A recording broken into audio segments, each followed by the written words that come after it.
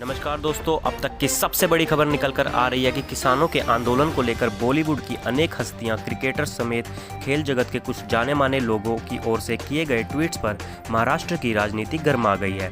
All India Congress committee के सदस्य और मुंबई कांग्रेस के प्रवक्ता सचिन सावंत ने आरोप लगाया है कि बीजेपी के दबाव में जाने माने लोगों की ओर से ट्वीट किए गए।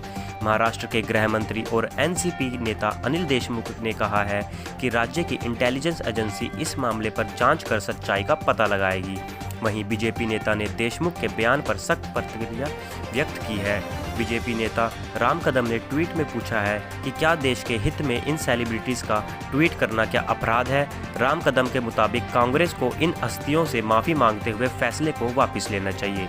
सचिन सावंत की ओर से एक वीडियो मीटिंग ऐप के जरिए किए गए सेशन में महाराष्ट्र के गृह मंत्री अनिल देशमुख ने भी हिस्सा लिया। बता दें, देशमुख कोविड-19 पॉजिटिव होने के बाद क्वारंटीन में है। सावंत ने इस मौके पर महाराष्ट्र के गृह मंत्री का ध्यान खींचते हुए आरोप लगाया कि ये बीजेपी का दबाव है कि बॉलीवुड की अनेक हस्तियों और भारतीय क्रिकेट समेत कुछ जाने माने लोगों की ओर से किसान आंदोलन को लेकर करीब करीब मिलते जुलते संदेश ट्वीट किए गए।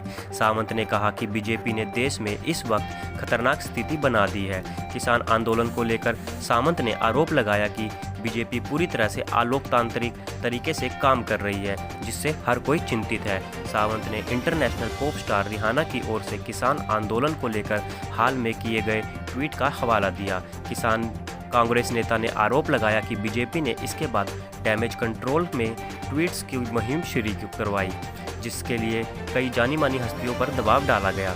सावंत के आरोप के मुताबिक इस काम के लिए बीजेपी की ओर से इन हस्तियों पर एक स्क्रिप्ट दी गई। सावंत ने कहा, अक्षय कुमार और साइना नेहवाल ने एक जैसे ट्वीट किए। हमें लगता है कि इसके पीछे बीजेपी है।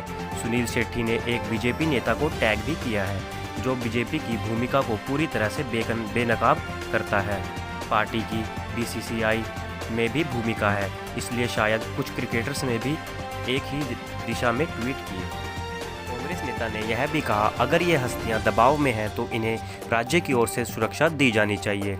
एक ऐसा समय था जब बॉलीवुड पर अंडरवर्ल्ड की ओर से दबाव डाला जाता था, लेकिन मौजूदा वक्त में ऐसे दबाव के मायने बिल्कुल बदल गए हैं। ऐसा लगता है कि खिलाड़ियों पर बीसीसीआई की तरफ से दबाव है, बॉलीवुड पर भी दबाव है और इसकी जांच की जानी चाहिए। जांच के लिए आदेश दिए जाने की ज़रूरत है और ये पता लगाने की ज़रूरत है कि हस्तियों पर कौन दबाव डाल रहा है। महाराष्ट्र के गृह मंत्री अनिल देशमुख ने कहा, 26 जनवरी को अचानक सीन बदल गया। किसानों के आंदोलन को बदनाम करने की कोशिश की गई। किसान शांतिपूर्वक आंदोलन कर रहे थे और अब चीज़ें धीरे धीरे सामने आ रही हैं कि कैसे उन्हें बदनाम करने की साजिश रची गई। ने कहा, क्या हस्तियों के ट्वीट्स किसी दबाव में सामने आए? हमारी इंटेलिजेंस एजेंसी इस मामले को देखेंगी।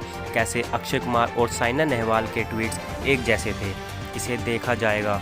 बीजेपी नेता को टैग करने वाले सुनील शेट्टी का ट्वीट भी हमारे सामने है और अब इस मामले पर जांच की जाएगी। इसी बीच बीजेपी नेता राम कदम ने ट्वीट में कांग्रेस और महाराष्ट्र सरकार को इस मुद्दे में आड़े हाथ लिया।